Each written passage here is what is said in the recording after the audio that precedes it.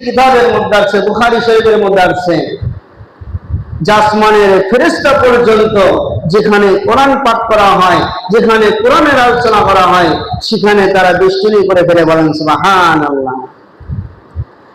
وقال رسول الله صلى الله عليه وسلم لا يقعد قوم يذكرون الله تعالى إلا حفتهم الملائكة وغشيتهم الرحمة ونزلت عليهم السكينة وذكرهم الله في من عنده أو كما قال النبي عليه الصلاة والسلام। আজ থেকে বহু বছর আগে আমার মায়ের নবী রাহমাতুল লিল আলামিন নবী বলে দিয়েছেন, এই পৃথিবীর মানুষেরা ভালো করে শুনে নাও, যেখানে কোরআনের আলোচনা করা হয়, যেখানে কোরআন পাঠ করা হয়, আল্লাহর জিকির করা হয়, ওই জায়গার ভিতরে আল্লাহ তাআলার অসংখ্য ফেরেশতা তাদেরকে বেষ্টন করে ফেলে, বলেন সুবহানাল্লাহ। আমার মুসলমান বন্ধু, আমার ভাইরা দিলটা নরম করে দিবেন, দেখে আসমানের ফেরেশতা কোরআনটা শোনার জন্য আসে। এ বন্ধু, আল্লাহ নবীজির একজন সাহাবী হযরত সাঈদ ইবনে খুদাইর, আমার মুসলমান বাজান, ইসলামের ইতিহাসে সাহাবীদের মধ্যে অন্য একজন সাহাবী ছিলেন হযরত সাঈদ ইবনে খুদাইর রাদিয়াল্লাহু তাআলা আনহু। হে মুসলমান বন্ধু, আজ আমরা মানুষ হওয়ার পর কোরআন শুনতে চাই না, কোরআনটা শোনার জন্য আমাদের আগ্রহ হয় না। আমার মুসলমান বন্ধু, দেখেন আসমানের ফেরেশতা আল্লাহর কালামটা শোনার জন্য, আমার মুসলমান ভাইরা,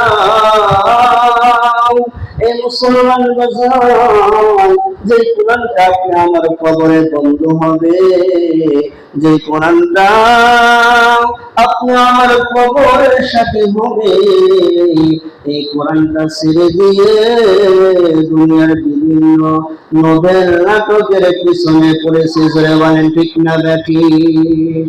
জোরে বলেন ঠিক না ব্যাঠি? যে কোরআনটা কবরের সাথে হবে, যে কোরআনটা মিজানের সাথে হবে, পুলিশরাতে আমাদের বন্ধ হবে, আল্লাহর সাথে তর্ক করবে, আল্লাহ পাক এই বান্দা গ্রন্থে হারাম করে দিয়ে, এই বান্দা আরামের খাদ্য খাবার বাদ দিয়ে, এই বান্দা দুনিয়ার সমস্ত খেল তামাশা বন্ধ করে দিয়ে আমাকে পাঠ করেছে, তোমার কালামকে নিয়ে 24টি ঘন্টা সে মেহনত করেছে। আজ আমি পুলিশরাতে, আমি মিজানে, হাসরের ময়দানে আমি আল্লাহ তোমার কাছে সুপারিশ করি, তুমি এই কোরআনের বান্দাকে, এই কোরআনের পাখিকে তুমি জান্নাতে না দেওয়া পর্যন্ত আমি তোমার থেকে এক কদম সরে যাব না। সুবহানাল্লাহ। জোরে বলেন সুবহানাল্লাহ। কোরআন আপনি আমার জন্য সুপারিশ করবে, আজকে সেই কোরআনই আমাদের কাছে নাই। আমার মুসলমান বন্ধু, এই মুসলমান বাজার, কিতাবের মধ্যে লেখে, হাদিসটা বুখারী শরীফের মধ্যে আছে, মুসলিম শরীফের মধ্যে আছে। আমার মুসলমান বন্ধু, হযরত উসাইদ ইবনে খুদাইর রাদিয়াল্লাহু তাআলা আনহু, এই মুসলমান বাজার, গভীর রাত্রে সে একটা ঘোড়াকে বাঁধে এবং গভীর রাত্রে কোরআনুল কারীম এত মধুর কণ্ঠে তেলাওয়াত শুরু করেছেন। আমার মুসলমান বাজার, আসমানের ফেরেশতা আল্লাহর বান্দার কোরআন শোনার জন্য অবতীর্ণ হওয়া শুরু হয়েছে। সুবহানাল্লাহ। জোরে বলেন সুবহানাল্লাহ। আমার মুসলমান বন্ধু, আল্লাহর বান্দা যখন কুরআনুল কারীমের তেলাওয়াত করে, তার পাশে ঘোড়া একটা বান্দা ছিল। এই ঘোড়াটা একবারে পাগলের মতো লাফালাফি শুরু করে দিয়েছে, কিন্তু যখন কোরআন পড়া বন্ধ করে দেয় আবার ঘোড়াটা শান্ত হয়ে যায়। কিন্তু আবার যখন তেলাওয়াত করেন আবার ঘোড়াটা লাফাতে শুরু করে। আমার মুসলমান বন্ধু, আল্লাহর বান্দা কিছু বুঝতে পারলেন না ব্যাপারটা কি। ঘোড়া যখন আমি কোরআন তেলাওয়াত করি ঘোড়াটা কান্নি লাফায়, আবার তেলাওয়াত বন্ধ করে দিয়ে আবার শান্ত হয়ে যায়। আমার মুসলমান বন্ধু, আল্লাহর বান্দা দীর্ঘক্ষণ এইভাবে কিছুক্ষণ তেলাওয়াত করলে একবার বন্ধ করে আবার তেলাওয়াত করে। আমার মুসলমান বন্ধু, আল্লাহর বান্দা একটু দূরে আসিয়া আসমানের দিকে তাকায় দেখে অনেক সাদা সাদা বাতির মতো ওই ঘোড়ার উপর থেকে আসমানের দিকে উঠে যাচ্ছে। বলেন সুবহানাল্লাহ, জয় বলেন সুবহানাল্লাহ। আল্লাহর বান্দা আল্লাহ নবীর সাহাবী আল্লাহ নবীকে যখন জানায়া দিয়েছেন, আল্লাহ নবী ডাকতে বললেন, হে সাহাবী, তুমি যা দেখেছো, তুমি যে দেখেছো এইটা বাস্তব। তুমি যখন কোরআনুল কারীমের তেলাওয়াত শুরু করে দিয়েছো, ওই আসমান থেকে যে সাদা তুমি লাইটের মতো দেখেছো, ওইটা দুনিয়ার কোনো লাইট নয়, ওইটা হলো আল্লাহর ফেরেশতা। তোমার কোরআনটা শোনার জন্য তোমার কাছে এসেছিল। সুবহানাল্লাহ, জোরে বলেন সুবহানাল্লাহ। আল্লাহ নবী ডাকতে বলেন, হে সাহাবী, তুমি যদি কোরআনুল কারীম যদি তেলাওয়াত বন্ধ না করতা তাহলে ভোর হয়ে যেত, ওইভাবে ফেরেশতারা থাকতো, আমার উম্মতরা এটা চোখে নিজের চোখে দেখতো। সুবহানাল্লাহ, এটা সকল মানুষ দেখতে পাইতো। সুবহানাল্লাহ। তাহলে দেখেন কোরআনটা এত মায়াময় আল্লাহ পাক বানাইছেন, এত মধুময় যে কোরআনটা আসমানের ফেরেশতা পর্যন্ত এই কোরআন শোনার জন্য নাযিল হয়ে যায়। সুবহানাল্লাহ। আমার মুসলমান বন্ধু, শুধু তাই নয়, এ মুসলমান বাজার, আমার মুসলমান বন্ধু, আমার আল্লাহ পাক এই কুরআনুল কারীমটা এত সুন্দর করে বানাইছেন এবং আল্লাহ পাক বলে দিয়েছেন, ওয়াইদা কুরিয়াল কুরআন ফাসতামিউ লাহু ওয়া আনসিতু লাআল্লাকুম তুরহামুন। যারা এই কোরআনটা মনোযোগ দিয়ে সহকারে শুনবে, দিলের কান দিয়ে শুনবে আর চুপ থাকবে, আমার আল্লাহ তাদের উপর রহমতের বৃষ্টি বর্ষণ করবে। সুবহানাল্লাহ, জোরে বলেন সুবহানাল্লাহ। এই কোরআন আজ বিধর্মীরা, আজ বিজাতিরা এই কোরআনকে ধরে রিসার্চ করে তারা মুসলমান হয়ে যাচ্ছে। এই কোরআন তারা এত মনোযোগ দিয়ে শুনতেছে।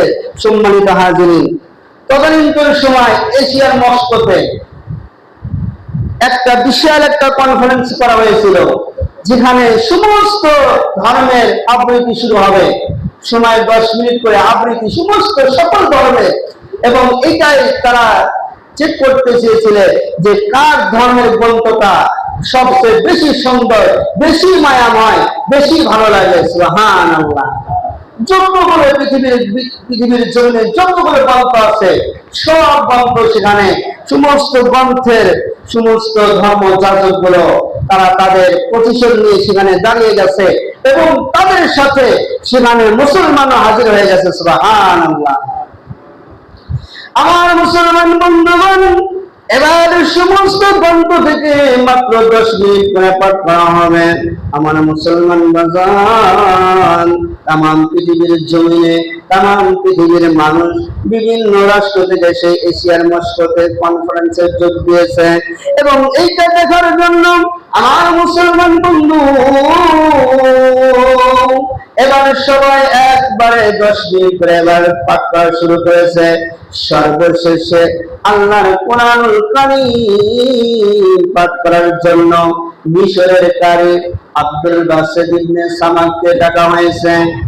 আব্দুল বাসিত ইবনে সামাদ এবার তার পজিশন নিয়ে কোরআন তেলাওয়াত করার জন্য প্রস্তুতি গ্রহণ করেছেন। আমার মুসলমান বন্ধু, এবার সমস্ত ধর্মগ্রন্থ থেকে মাত্র 10টা মিনিট করে পাঠ করা হয়েছে। আমার মুসলমান বাজান, এবার কারি সাহেবকে যখন তেলাওয়াত করে দেওয়ার সময় যখন হয়ে গেল, এবার তিনি প্রস্তুতি গ্রহণ করতেছেন। তার প্রস্তুতি নিতে নিতে 5 মিনিট চলে গেছে। এবার সমস্ত ধর্মের লোকেরা বলতেছে, মুসলমানরা এমনি কি করে, আরো দেখো কেমন প্রস্তুতি নেয়, সময় আগে শেষ করেছে। আমার মুসলমান বন্ধু, এবার কারি আব্দুল বাসিত ইবনে সামাদ ডাক দেয়, আল্লাহ, এতদিন আমি মুসলমানদেরকে পাঠ করে শুনাইছি, এতদিন যারা ইসলাম মেনেছে এমন মানুষদেরকে শুনাইছি, আজকে তো কোরআন শোনাবো। এখানে বড় বড় বিধর্মীরা, বড় বড় ধর্মগ্রন্থ নিয়ে যারা বসে আছে, আমাদেরকে ক্রিটিসাইজ করে, এমন ভাবে দিল লাগাইয়া আল্লাহকে ডাকতে যখন কোরআন কারিমের তেলাওয়াত শুরু করেছে, আমার মুসলমান বন্ধু, ওই কনফারেন্সে যতগুলো মানুষ আছে, ওনারা যখন কোরআনের আয়াত যখন জবান দিয়ে বের হয়েছে, সকলের কানের ভিতরে দিয়া ওই যার ভিতরে আঘাত পড়েছে, সকলের হুঁশ মুহূর্তের ভিতরে জ্ঞানটা হেরে ফেলেছে। কোরআনের আওয়াজ সবার জ্ঞানকে কেড়ে নিয়েছে। জোরে জোরে বলেন সুবহানাল্লাহ, জোরে বলেন সুবহানাল্লাহ। সমস্ত মানুষ যেন বিপদ হয়ে গেছে। আল্লাহর বান্দা তেলাওয়াত শুরু করেছেন, এবার তেলাওয়াত করতেছে গোটা একটা সূরা শেষ হয়ে গেছে, তারপরও তাদের হুঁশ ফেরে না। সুবহানাল্লাহ।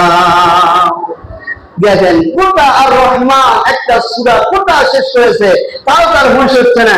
এমনি টাইমে এরকম ভাবে কোথায় বলতেছে, স্যার 10 মিনিট তো পার হয়ে গেছে, আপনি কোথায় গেছেন? এবার মনে হয় ভূত ধরেছে, হঠাৎ করে বলতেছে, কি বলো কি বলো, বলে ঘড়ির তাকায় দেখেন, অলরেডি দেখে আধা ঘন্টা পার হয়ে গেছে। সুবহানাল্লাহ। তাহলে কোরআনটা কেমন মধুময় ছিল যে সকলের চোখের কানের ভিতরে ঢুকে তাদের জেলের ভিতরে আঘাত করেছে, সকলের অজান্তে চোখ দিয়ে পানি পড়া শুরু হয়ে গেছে। এবার সকলে বলতেছে যে আমরা চোখ দিয়ে কান্না করা তাদেরকে আমরা কাপুরুষ মনে করতাম, কিন্তু আমরা জানি না এই কোরআনটা, এই আওয়াজটা শোনার সাথে সাথে আমাদের অজান্তে আমাদের চোখ দিয়ে পানি বের হয়ে গেছে। সুবহানাল্লাহ। তাই কোরআনটা কেমন মধুময়। সে সময় ওখানে অনেক খ্রিস্টানেরা, অনেক ইহুদিরা এই কোরআন শুনে তারা কালেমা পড়ে মুসলমান হয়ে গেছে। সুবহানাল্লাহ। আমার মুসলমান বন্ধু, এবার জানবে, যখন এই গোটা দেশে যখন ইংরেজিরা যখন শাসন কবজার ভিতরে নিয়ে নিল, যখন তারা আমার এই বাংলার জমিনে এই পূর্ব পাকিস্তানে যখন ইংরেজিরা 200 বছর শাসন করেছে, বন্ধু, তারা হাজার হাজার আলেম ওলামাকে গাছের ধারে ঝুলিয়ে তারা হত্যা করেছে। বলেন নাউজুবিল্লাহ।